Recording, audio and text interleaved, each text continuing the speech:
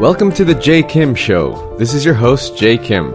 I am an investor, author, and fitness entrepreneur, and for the first time in Asia, I sit down with the world's most brilliant minds in business, investing, and entrepreneurship. You'll learn all the secrets, strategies, and formulas to becoming a successful entrepreneur directly from the masters. If this is your first time listening, thank you for stopping by.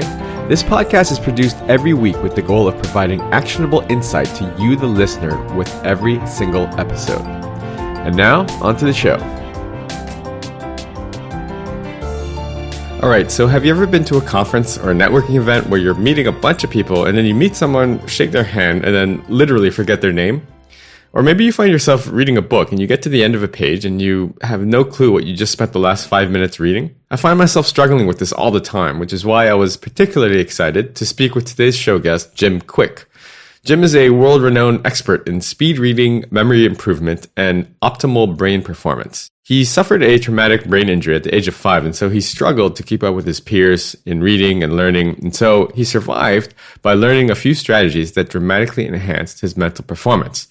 Now he coaches some of the world's most famous actors, CEOs, and celebrities. So today's episode runs a little bit longer, but that's because it is highly actionable.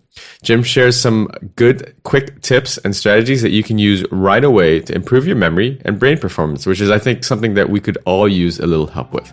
So let's jump right into the show.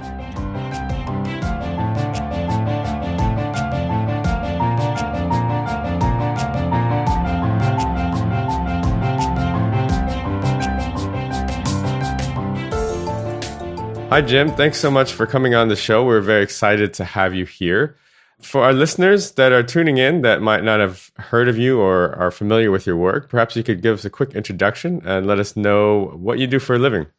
That sounds great, Jay. And thank you, everyone who's listening. My name is Jim Kwik. I have a company called Kwik Learning, and I help people to learn quickly. And it's a question I get is always about my last name. My last name really is Kwik. I didn't change it to do what I do with a name like Kwik. You could say my destiny was planned out. I had to be a runner in school. A lot of pressure when your shirt says Kwik right on it. I have to be careful when I'm driving because the worst name to have on your driver's license when you get pulled over for speeding is the name Kwik, because you're not. That's true, actually. not going to talk your way out of that speeding. And finally, I have my mission is helping people to learn quicker and faster. Because I find that if there's one skill to master in the 21st century, it's the ability to learn rapidly. I'm sure you feel it, Jay, and everybody who's listening. There's so much information coming from every direction, podcasts and websites and emails, and everyone goes out and buys books to help themselves, like self-help books, but they end up sitting on the shelf and they're not being read, and they become shelf help and not self-help. And it doesn't really help anybody. So I teach people how to primarily, I'm a personal trainer for your brain. Just like a personal trainer for your body makes your muscles stronger, faster, more agile, more flexible, younger, stronger. That's what I do for your mental muscles. I want to make your brain faster, smarter, more focused, more agile, more youthful, more energized, so that you could go out there and read faster, so you could go out there and remember more, so you could go out there and learn any subject or skill faster. So you could basically be like a mental superhero. And I feel like everybody has this gift, no matter your age, your background, your career, your personal history, your level of education. Everyone has this untapped genius inside of them. And I love helping people to unleash it. That's incredible. I'm actually really excited to speak with you because I've seen some of your work and I've seen you on some other shows, and some of our friends' other shows that I follow are mutual friends. And I think it's incredible. I think that it's like you said, everyone wants to tap this and unharness this superpower if they can in their brain. But a lot of people think that they have some sort of limit. So you have a very interesting and fascinating and inspiring story on how you came about to become a brain expert. Do you mind sharing that with our audience? Absolutely. I'll give you the quick version, pardon the pun.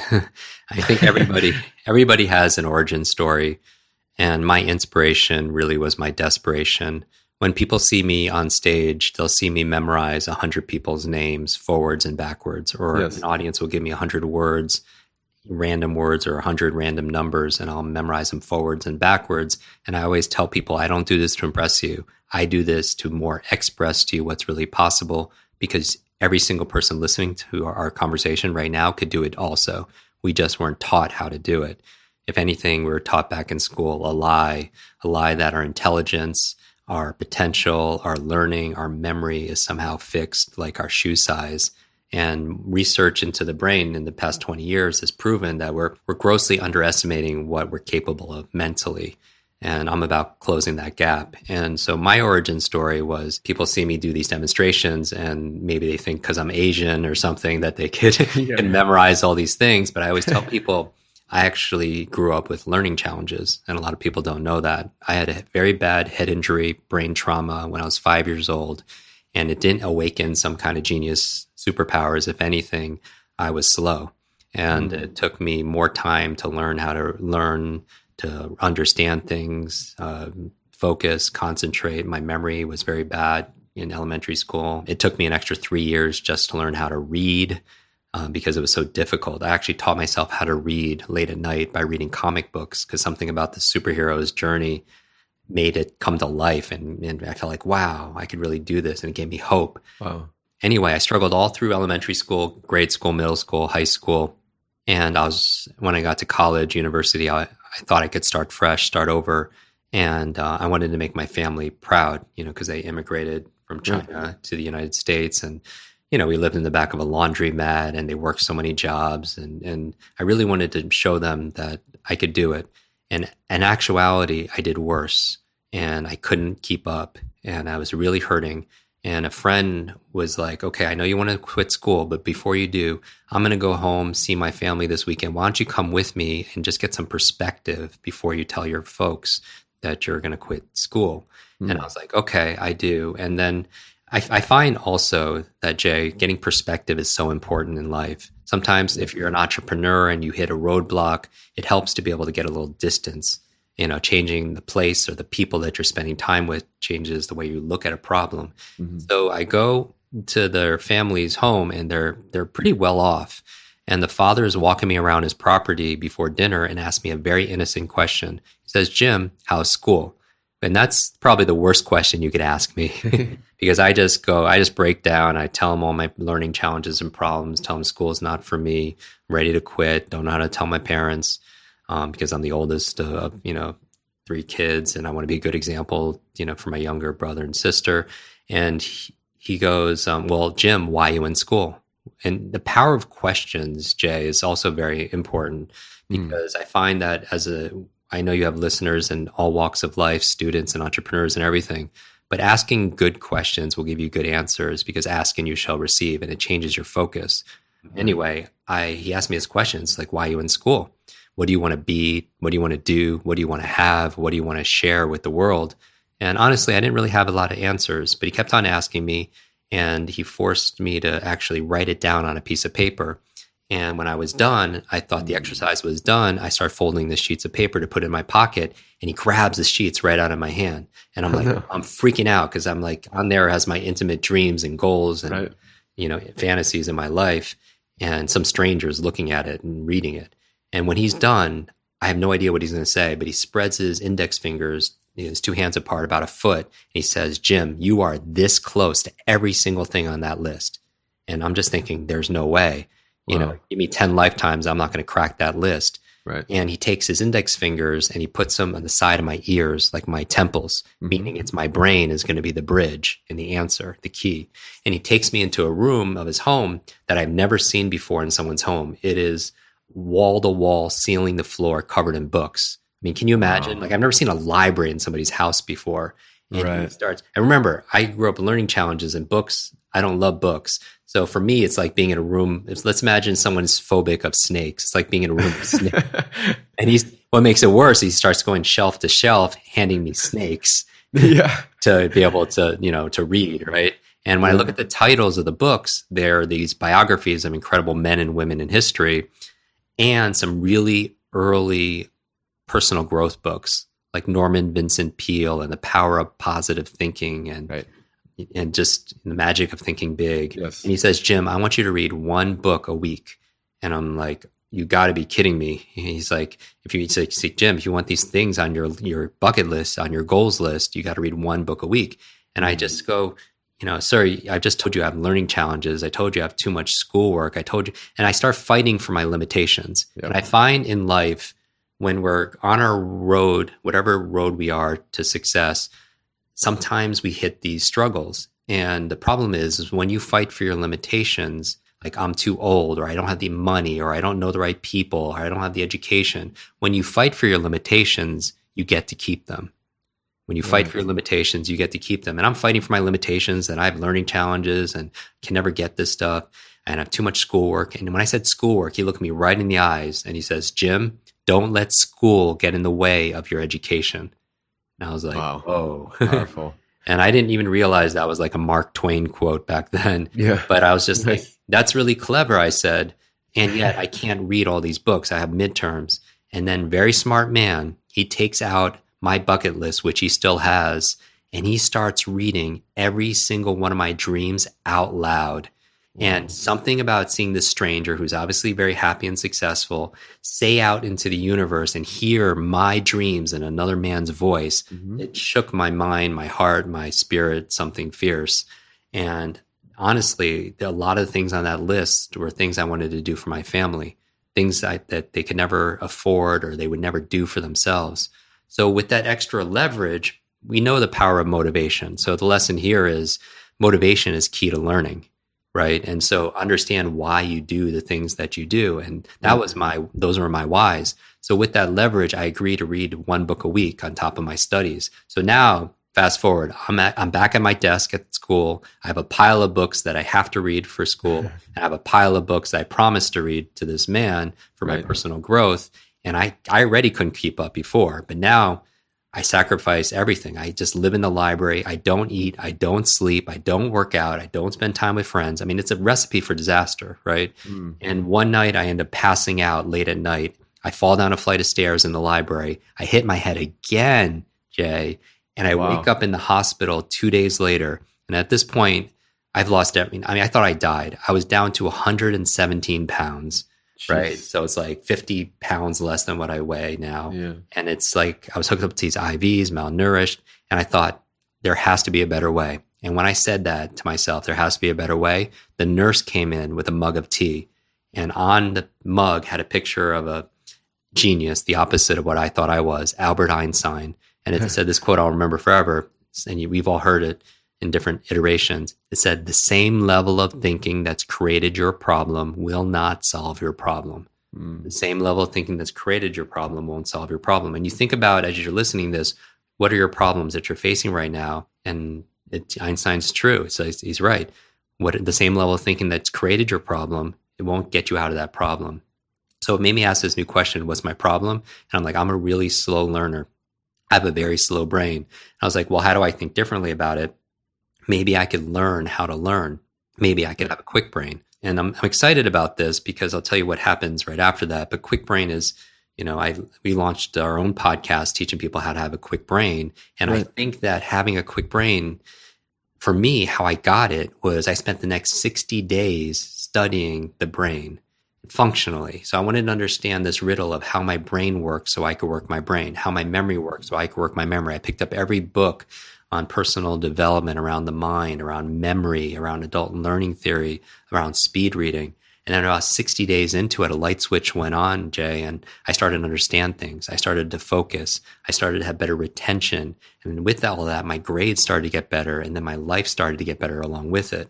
And the reason why I'm here talking to you to this day is one of my very first students, she was a freshman. I was tutoring her. She read 30 books in 30 days. Imagine that. I mean, imagine going and picking up 30 books and reading 30 books in a month. And she read 30 books in 30 days. And I wanted to find out not how she did it, but why she did it. And I found out that her mother was dying of terminal cancer and was given 60 days to live, doctors gave her. And the books she was reading were books on health and wellness. She wanted to save her mother's life.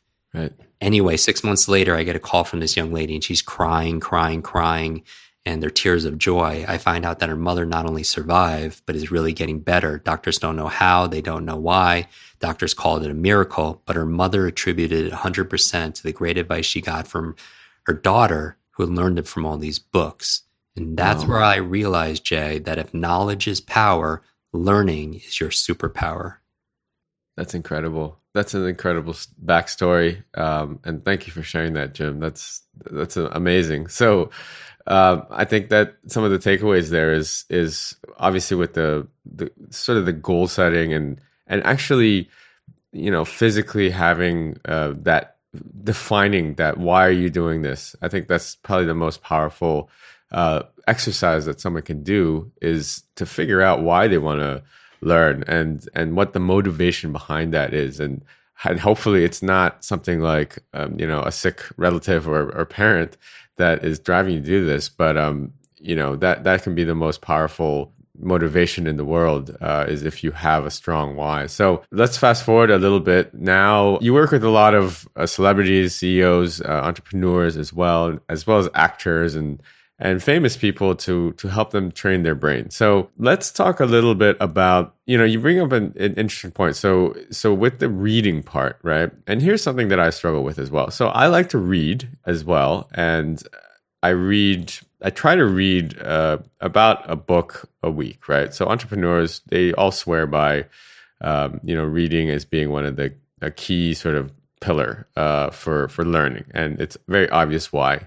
It's someone else's experiences all distilled into one small, concise novel. But when it comes to reading, my challenge is basically, I'll read and I'll read and I'll read and I'll highlight, I'll take notes. And then afterwards, I'll kind of forget a lot of things in the book. And so I'll have to go back and I'll be like, wait a minute, this is not right, because I've read it and I've been present while I'm reading it and I've been taking notes, but then I'll still sort of forget things. So, Jim, are there any sort of tips that you can give when you're reading, or maybe even when you're engaging with people, on how to retain or recall that sort of information later on, other than just taking notes? Yeah, absolutely. So you're right. Leaders are readers, and that's a given. Majority of the people will read, if you're thinking about this, most people read about 2 or 3 books a year. I mean, it's kind of anecdotal. We have quick reading students, speed reading students in over 150 countries online. And so I get some interesting data. But they say that the average CEO reads 4 to 5 books a month. Right. So reading is so key, because if somebody has decades of experience and they put it into a book and you could sit down and read it in a few days, then you could download decades into days, like Matrix, right? I mean, it's so amazing. And so the challenge is have you ever... I'm talking to everyone who's listening. Have you ever read a page in a book, got to the end, and just forgot what you just read? Yes. And that could be a big issue. Then you go back and you reread what you just read, and you still don't know what you read. And so in terms of productivity, that's a big challenge. And so everything what I do is around quick learning, quick reading, quick recall, quick math. Everything is about saving time, because that's the one thing you can't get back. And they say that the average person has to read 4 or 5 hours a day just to keep up. I mean, think about all the websites and the emails and the business plans and the magazines, books, everything, just to kind of keep current. It's like taking a sip of water out of a fire hose. Everyone knows that there's a learning curve. What people don't realize so much is there's a forgetting curve also. And so what happens, Jay, is the numbers say that when someone learns something and they listen to a podcast or they read something in a book or they go to a conference, within 48 hours, about 80% of it is gone from their memory. And that's a real tragedy. I mean, just because putting all that effort in. So I'll give you a couple of quick tips in terms of why it happens and how to fix it. And hopefully just the big thing is just employing it. There's 2 parts to reading. There's reading speed and there's reading comprehension. And if anyone's ever taken a speed reading course, traditionally it's more skimming, skipping words, getting the gist of what you read. That's not reading. I mean, maybe because I grew up with a memory background and I grew up learning challenge, it doesn't make sense to read something if you're not going to remember it. Yeah. So the technique that I've seen before is kind of like where you have margins in the page and you only try to read within the margins, like. Yeah, or they'll take their finger and they'll put it like right down the page, but then you skip everything on the left and right side. Or they'll teach something called S forms, where they'll take your finger and make it one S, big S on the page, and you pick up some key words. That's why you get the gist of what you read. Right. But the problem with it is, like, my clients are literally the who's who in Hollywood and the CEOs and attorneys and doctors. You don't want your doctor to get the gist of what he's reading, right? You want them to retain it. So Right. here's a couple of things. So reading speed and comprehension, retention, all important, right? All three elements.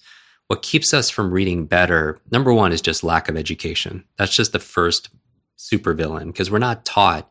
Like, you think about reading, it's not something we're born being able to do. It's something we learned. But when's the last time you took a class called reading? I mean, how old were you? Probably 8 years old. Yeah. And so the demand, the difficulty, I mean, there's so much more now than since you were 8, but most people still read as if they were 8 years old. So that's number one problem. Number two problem, and this is the big one, is lack of focus. The reason why a lot of people don't remember what they read, no matter if they're taking notes or whatever, is they don't have this original focus concentration. And focus is kind of an interesting thing when we're talking about reading speed, because if I ask the average person if I ask them to read faster, what will happen to their comprehension? That person will feel like their comprehension would dip and go down if they had to read faster. But in truth is, for the most part, the faster readers have the better comprehension. The faster readers actually, for the most part, have better comprehension because they have better focus. And that means that your brain is this supercomputer, the most incredible processing device on the planet. Yet when you read, you feed this supercomputer one word at a time. And I can't even talk that slow, right? Even if I did, then this podcast would be like 5 hours long. And notice when I started to speak slow, what did your mind naturally do? It drifts away. It drifts away. If I talk longer, it would wander. It would get distracted. It would think about other things. It would fall asleep. Now tell me that's not how most people read. Same symptoms. When they read, they get distracted. Their mind drifts away. They get their mind wanders and they start falling asleep. I mean, how many people use reading to help them sleep? You know, they use it as a sedative. And that's the wrong association to have to reading. Because the key to long-term memory for what you read is this: information combined with emotion becomes a long-term memory. Information combined with emotion becomes a long-term memory. And you know that because if you eat a certain food, it could take you back years, right, to when you're a child. If maybe it's a song or maybe it's a smell, it'll take you back years because emotion combined with that information made a long-term memory. The problem is most people, their emotion they feel when they're reading is zero. 0 times any of the information in the book is 0. And that's why a lot of people don't remember, because there's not a lot of emotion there. And school trained us to be bored and sit passively and not emote. And so that's a challenge. But here's the big challenge, though. When it comes to focus, how do you improve focus? You improve speed. So this is what I mean. If you're driving really slowly in your neighborhood, you're not really focused on the act of driving. What are you focused on? Something else. Yes, and something else. You could be drinking coffee. Some people are texting, even though they know they shouldn't, but they could be talking to someone in the car. They could be thinking about, the bills. 5 different things when you're going slow. But let's say you're racing cars and you're going max speed down a straightaway. Do you have more or less focus? A little bit or a lot. You're completely focused on what's in front of you. You're not trying to think about the bills or trying to text somebody or doing anything else. And so all of your attention, your observation, your concentration is what's in front of you, because the speed forces the focus, and the focus gives you the comprehension, and the focus gives you the memory. So just by focusing, I would think that you would probably a dramatic increase right off the bat if you just conscientiously focus on say, reading. Exactly. But the speed, especially, because the speed requires. So here's the thing: your brain is a supercomputer. When you read, you feed it one word at a time. Metaphorically, you're starving your brain. You're starving your mind. And if you don't give your brain the stimulus it needs, it'll seek entertainment elsewhere in the form of distraction, in the form of mind wandering, in the form of falling asleep. And that's the thing. So most people read so slow and their brain gets bored, and that's why it starts distracting itself, and that's why you don't remember what you read. And that's the big challenge. So speed equals focus. focus equals comprehension, and comprehension equals retention. And that's a big lever mover for people that want to remember more what they read, is challenging themselves to read faster. And it's true though, like most people listen to podcasts. I know I do. I don't listen to it at just normal speed. You could pump it up to 1.5 or 2.0. You could understand much faster than you could talk. And that's really the big obstacle to effective reading. The biggest one that keeps you from understanding and reading faster is people don't know what this is. Most people, it's called sub-vocalization. Sub-vocalization. What does it mean? It means you notice when you're reading something to yourself, you hear that inner voice inside your head reading along with you. Hopefully it's your own voice. It's not like somebody else's voice. The reason why it's a challenge to everyone that's listening is if you have to say all the words inside your head in order to understand what you're reading, then you could only read as fast as you could speak. To say it another way, that means your reading speed is limited to your talking speed, right? Not your thinking speed. And the truth is, you don't have to pronounce 99% of the words that you come across ever, right? Because you've seen them hundreds of thousands of times. So you don't have to say it out loud to understand it. And the fastest readers, they don't sub-vocalize, or they sub-vocalize very little. And that's what we do in our reason why our online training programs or full courses are so popular is because we help people to reduce that sub-vocalization so they could read so much faster that way. Very interesting. So here's another thing, Jim. So, and this is classic, and I think that's very applicable to sort of entrepreneurs and people, a lot of the audience listening in. It's the classic conference networking. You're meeting 100 people at a conference, handing out business cards left, right, and center, shaking hands, and literally, there's no chance that you'll be able to remember anyone's name, let alone try to follow up and have a decent conversation with them. So what are some of the quick strategies and tips that you could give that helps you just sort of be more present and more aware, and maybe even retain their name, very quickly on a rapid basis, a multiples basis, when you're at a conference and you're trying to network and trying to maximize your time there? Remembering names, Jay, as you know, is the number one business etiquette networking skill, bar none. Yes. It is. It gives you such a huge advantage when you go to a conference. You go there and let's say you meet 10 strangers, and when you leave saying goodbye to each one using their name, they all remember you, right? And so remembering names, incredible superpower. And like all the other superpowers that we teach, it's learnable. So there's no such thing as a good or bad memory. There's just a trained memory and an untrained memory. There's no such thing as a good or bad memory, just a trained memory and an untrained memory. Which is actually it's hopeful for all of us. Yes, exactly. Yeah. And I'm just a living example of that. And so what I would say is a couple of quick tips on how to remember names. Well, first of all, a name is the sweetest sound to a person's ears. Right. And it's really hard if you're an entrepreneur or you're in sales or you just want to have a nice relationship with somebody. It's hard to show them that you're going to care for them, their family, their future, their health, their finances, their business, whatever it is you're selling them, if you don't care enough just to remember their name. And so I know of so many deals, like huge multi-million deals, that were broken by forgetting a name or calling someone a different name. Right. And I've also seen on the other end, people remembering names, and it just created lifelong friendships, right? Yes. Because when you ask somebody their name again and again, saying, sorry, I forgot your name, what are you communicating to that person? You don't care. Yeah, that you don't care. And people don't care how much you know until they know how much you care. So a few key points. I always tell people to remember, first of all, mom, M-O-M. And this is the starting point for memory. And this applies to all memory, but we could apply it towards remembering names specifically.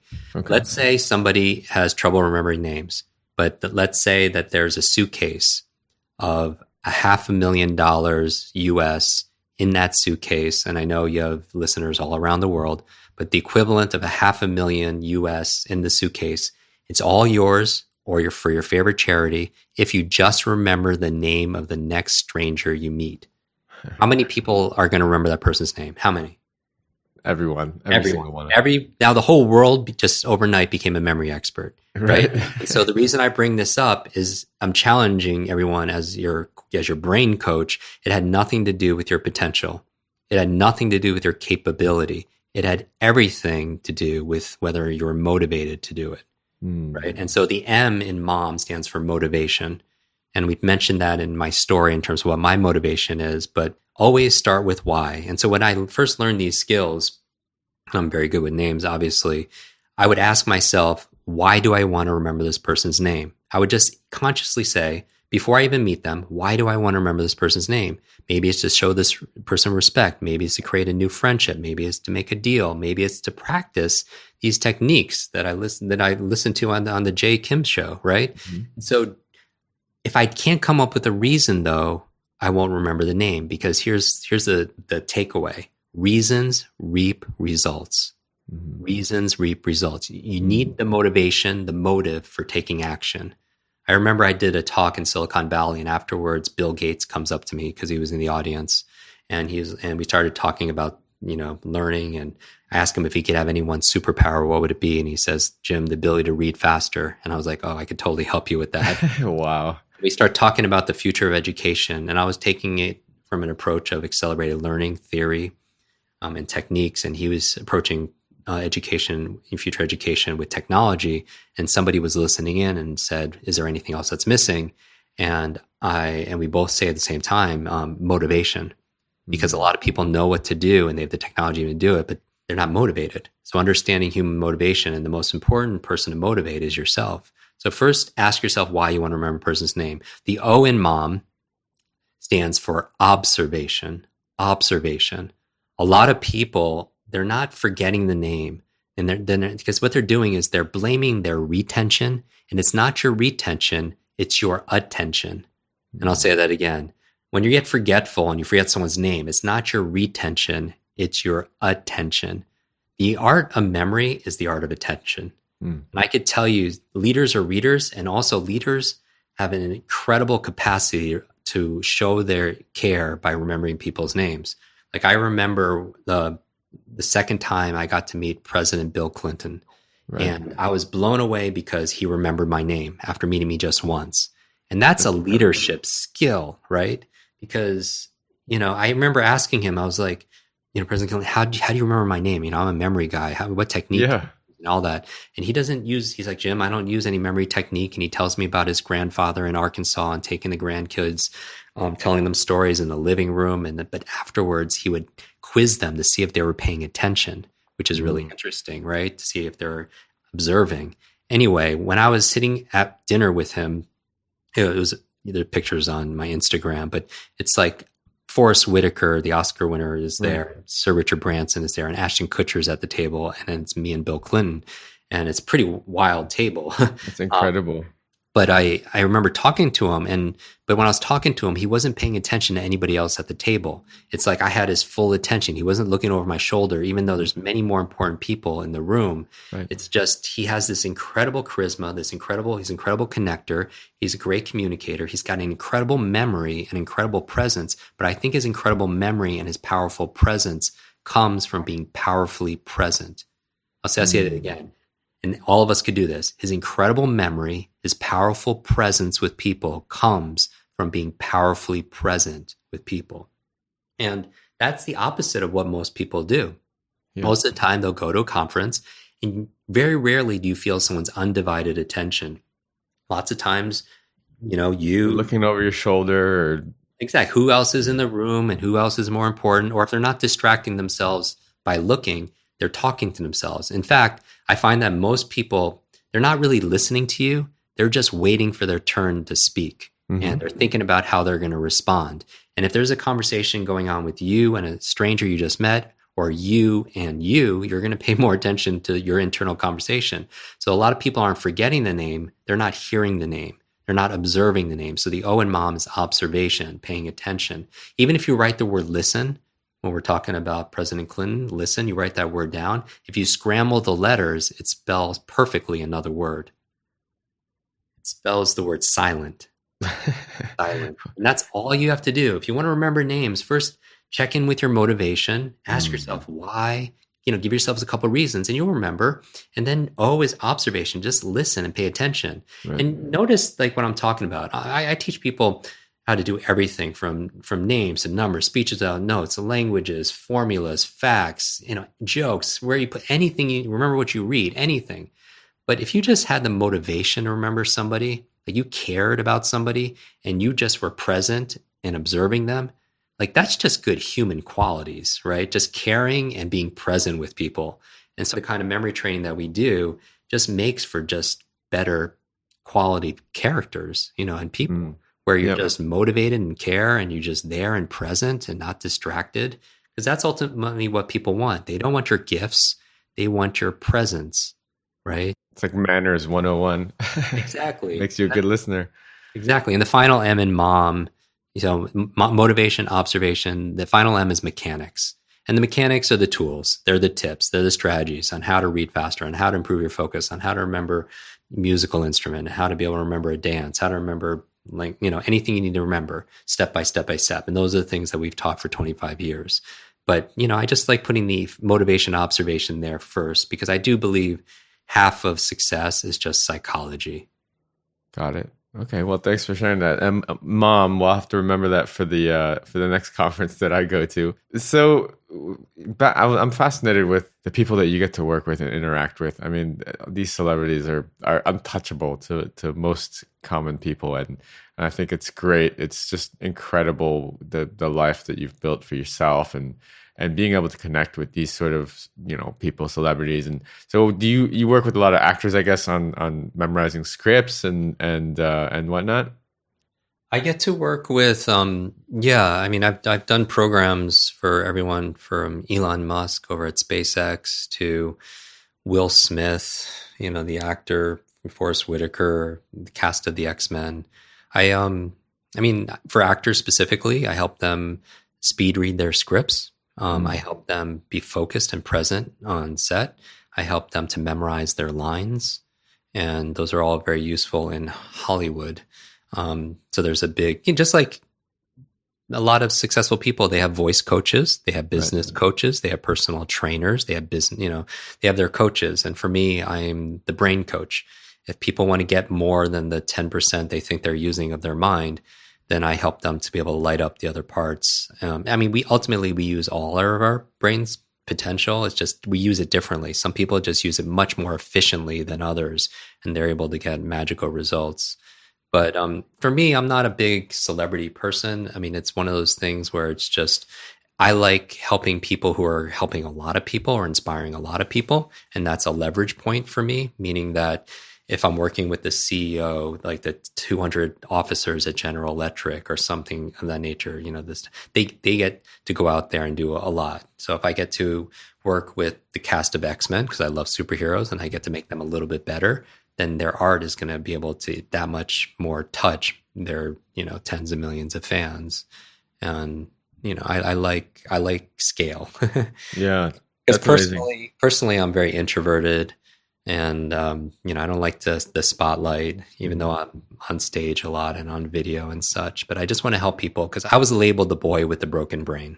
Literally, a teacher said that to another adult, not thinking I was paying attention. Wow. And my thing is, everybody right now, if you feel like you're struggling, that you can't keep up, that you can't catch up, that you're falling behind, I'm here to say it's not your fault. We all grew up with a 20th century education that prepared us for a 20th century world. And a 20th century world was working in factories. It was working on assembly lines. And that's what our education system was. One size fits all, cookie cutter approach. Everyone's the same. Sit quietly by yourself. Don't talk to your neighbor. And that system is broken. We live in a world with autonomous electric cars that drive themselves on electricity. We live in a world where they're building spaceships that are going to other planets like Mars. But our vehicle of choice when it comes to learning is like a horse and buggy. And that's how prehistoric it is. And my goal is to help people, show busy people like very simple, quick brain hacks so they could catch up, keep up, get ahead, so they could learn faster and achieve more in a shorter period of time. Because that's our two greatest assets that we have as entrepreneurs, or just human beings. Number one is our brains, because we're not paid for our muscle power anymore. We're paid for our mind power. It's not our brute strength. We're paid for our brain strength now in this knowledge economy. Because knowledge is not only power, it's profit. I don't just mean financial profit. That's obvious. The smartest people are making the most money, because the more you can learn, the more you can earn, especially when you need to shift and iterate and pivot and everything and change and, outthink everybody else, but also all the treasures of your life. Just like that young lady who read 30 books in 30 days and improved her mother's health. You could do that with your relationships. So the mind is your number one asset, but outside of your brain, the other asset you have is your time, because the time is the one thing you cannot replace. That's why we called our podcast Kwik Brain, because it's like activate the two most valuable assets you have to be able to save time using the number one wealth creating device on the planet, 3-pound matter between your ears called your brain. But your brain doesn't come with an owner's manual, so it's not user friendly. So when I said MOM, motivation, observation, mechanics, in the podcast, in our programs, in all my classes, my conferences, all I'm teaching is the mechanics on how to do this, how to learn a language, how to give a speech without notes, how to learn 500 new vocabulary in minutes a day, just the things, how to read faster and remember this. And, I'll do all the things that people need to do because we're not taught that in school. And I really wish we were. And that's why I created this show, because I want the world to be able to benefit from all this information. I think that's incredible, Jim. And I think that, the beauty of the modern internet-based economy and just the world now is that you don't have to be a celebrity. We can have access to some of the great stuff, the great work that you've put out there. You have a bunch of course offerings on your website, and you mentioned your podcast, Kwik Brain. Maybe you could give us a little, I know you just launched, so congratulations on that. Can you give us a quick 2-minute overview on what you talk about in your podcast? Yeah, I appreciate that. If people like my style of teaching, the podcast just came out and I'm excited for that. It's called Kwik Brain. It's my last name. You just have to spell it right. Kwik. Kwik Brain. And you could find it in all where you'd find podcasts. And you could also go to kwikbrain.com, kwikbrain.com. And that's our private Facebook community also, where you could connect with me. You can get show notes there, and you could post questions for future episodes. And every episode is about 15 minutes. So it's just, you could sit down and you could just binge a bunch of these, and I go right into it right away. And it's basically for busy people. They're brain hacks for busy people who want to learn faster and get ahead more. And that's really the passion. I think I'll definitely be checking it out, and I'm sure a lot of my listeners will be as well. Jim, thank you so much for your time. I really appreciate it. I had a great time catching up. Thank you for the actionable insights that you provided for our audience, and you've already given us where we can connect with you, both at jimkwik.com and your podcast. Yeah, I would just say that thank you for what all you're doing. I love coming out to Hong Kong, and maybe we could get together next time I'm there and set something up. And I want to appreciate really everyone, all the listeners, because if people are listening even at the end here, you're a special kind of person. And I respect that you're dedicated to growth, that you're dedicated to lifelong learning. And so any questions that you have for me, and for Jay, just tag me on social media at Jim Kwik. That's on Facebook, on Instagram, on Twitter. I'm very responsive. So I would love to hear what you thought about this episode, and just at Jim Kwik, Kwik. That's awesome. Thanks again, Jim. I have one last question actually for you, and it sort of has to do with what you do. And I asked a lot of my guests this. How do you want to be remembered as? You obviously have become somewhat almost of a household name now. You are the memory expert, the brain optimizer. You're that guy. Is that who you want to be remembered as? If you could have one thing that's people will say when we're not all around anymore, who is Jim Kwik? How do you want to be remembered? I would like to be remembered as the man who never died. No, that was superhero. Yeah, exactly. I appreciate that question. That's a really great question when we talked about the power of questions. I'd like to be remembered as the person who remembered others. And that's for me. I really do believe the thing that we can honor people the most is honor their memory. So I want to be the guy that is remembered for remembering other people.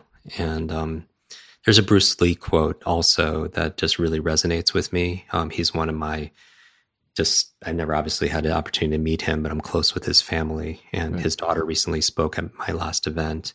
And we were talking about her father's approach towards mastery, but has this quote saying, "The key to immortality is first living a life worth remembering."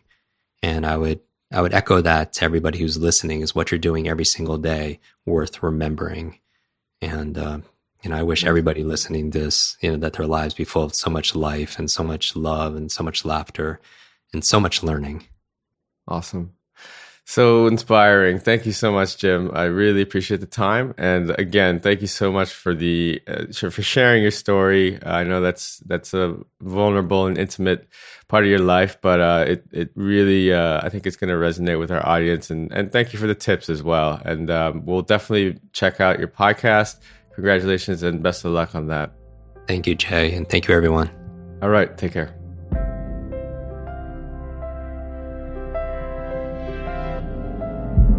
I hope you enjoyed today's episode. All the show notes and links can be found over at jkimshow.com. Come back often and make sure you subscribe, rate, and review. Don't forget to join us next week for another exciting episode of The Jay Kim Show. I'd love to hear your comments. You can find me on Twitter at jaykimmer, JAYKIMMER. See you guys next week.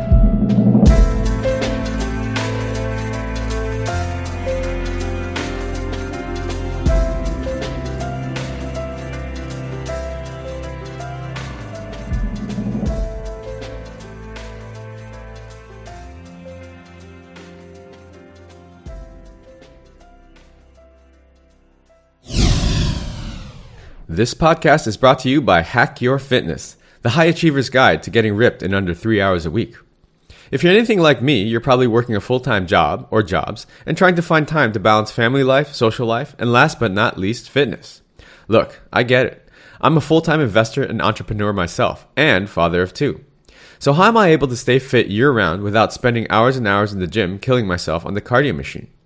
After struggling for the last 15 years trying every workout and diet under the sun, I finally designed a system that allows me to achieve and maintain single-digit body fat for life in under 3 hours a week. Cardio not required. Head on over to hackyour.fitness and download my free 13-page guide that teaches you the simple science behind efficient fitness and smart nutrition and gives you everything